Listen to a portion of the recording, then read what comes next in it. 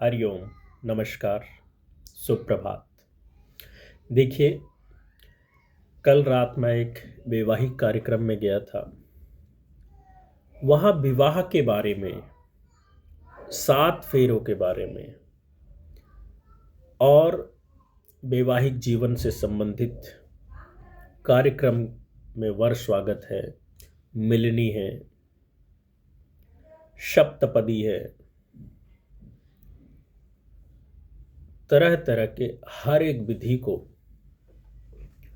जब मैंने समझाया, बताया, तो एक यजमान ने कहा, शास्त्री जी, आचार्य जी, आप इस छोटे से विवाह को सारांश वे में, सरल शब्दों में, जन जन तक, लोगों तक, जो आज की युवा पीढ़ी, आज के लड़के और लड़कियां घबराए हुए हैं, डरे हुए हैं कि हम शादी करें अथवा ना करें, उनके लिए कुछ एक मैसेज छोड़िए।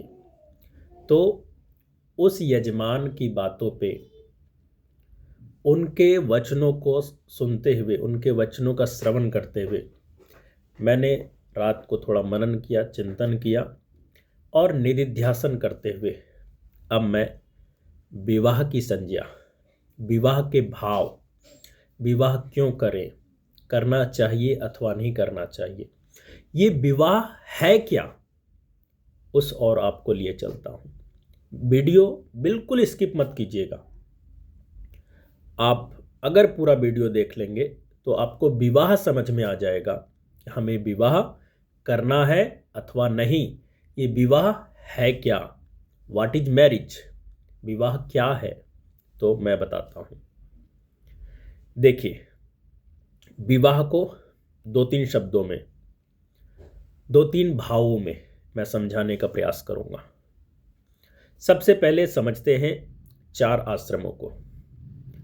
जीवन के 4 आश्रम में जो शुरुआत के 25 वर्ष होते हैं वो आपका ब्रह्मचर्य आश्रम का होता है, लेकिन अगले 25 वर्ष गृहस्थ आश्रम के, और फिर आगे के 25 वर्ष यानी 50 से 75 का जो समय है वानप्रस्थ आश्रम का, उसके बाद का समय संन्यास आश्रम का। लेकिन इन चारों ही आश्रमों में यदि बात करें तो सबसे श्रेष्ठ, सबसे उत्तम, सबसे मुख्य आश्रम, सबसे उच्च कोटि का आश्रम यदि कोई है तो वो गृहस्थ आश्रम है। इस आश्रम में जब आप प्रवेश पाते हैं तो कहीं ना कहीं विवाह शब्द पहले आता है। आप विवाह कीजिए, गृहस्थ आश्रम में प्रवेश कर जाइए। तो वो विवाह है क्या भाई, सरल शब्दों में समझो। ये जो विवाह है ये वैदिक रीति से उच्च कोटि का एक धार्मिक संबंध है, और ये विवाह 2 शब्दों से मिलकर के बना है, बी धन वाह। यहां वी शब्द जो है वो विशेषता का द्योतक है, और वाह यानी यान। कैसा यान? एक ऐसा सकट जिसमें स्त्री और पुरुष 2 पहियों के समान है, क्योंकि इस विवाह में स्त्री और पुरुष यदि 2 पहिए से 1 पहिए के रूप में ना आवे तो उनमें पूर्ण साम्यता, पूर्ण संगति, पूर्ण सद्गति नहीं आ पाएगी। और जिस स्त्री और पुरुष में, जिनमें पूर्ण साम्यता, पूर्ण संगति और सद्गति का होना आवश्यक है, अगर ऐसा होता है तो वह विवाह है। अब थोड़ा सरल शब्दों में समझाने का प्रयास करता हूं मैं। देखिए, विवाह आजकल क्या हो रहा है, लोग लिव इन रिलेशनशिप में रह रहे हैं, या कोई भी युवा पीढ़ी क्या करता है, कहीं ना कहीं एक दूसरे से प्रेम करता है, और एक दूसरे से प्रेम करते करते, एक दूसरे पे विश्वास करते करते, एक दूसरे के प्रति उत्साह रखते हुए, एक दूसरे के प्रति साहस रखते हुए, धैर्य रखते हुए, एक दूसरे का मान सम्मान करते हुए, उन प्रेमी जोड़े में, उस प्रेमी में, उस युगल जोड़े में आपस में प्रेम एक्चुअल में हो जाता है, और वो एक दूसरे पे आकर्षित हो जाते हैं।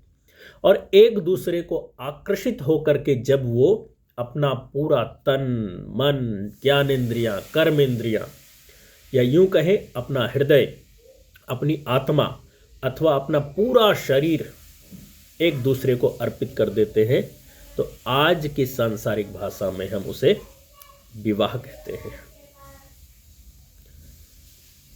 एक और अर्थ में विवाह को समझिए कि यह जो विवाह है यह गृहस्थ जीवन की जननी है। गृहस्थ जीवन का वहन करने का एक साधन है, गृहस्थ जीवन को आगे बढ़ाने का एक साधन है। कैसे? विवाह जो है विशेष का द्योतक है, विशेष रूप से वाह यानी वहन करना।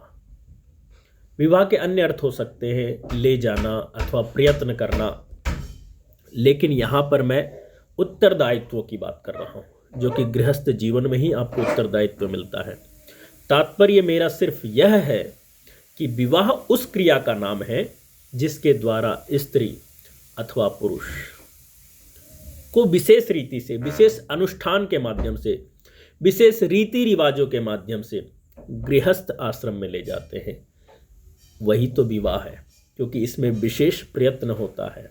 विशेष प्रयत्न के द्वारा ही आप उस चरम सुख को, चरम यात्रा को, परम धाम को प्राप्त करते हैं। परंतु ध्यान रहे,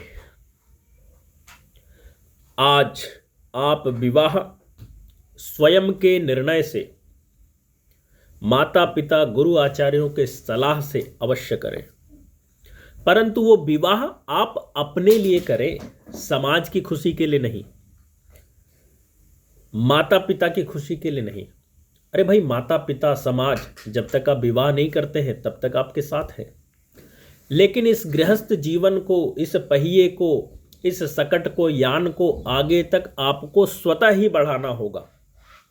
तो आप सोच समझ करके अपने उस युगल जोड़े को, उस प्रेमी जोड़े को, उस प्रेम को, उस भाव को समझते हुए अपनी यात्रा की जननी को चुनिए।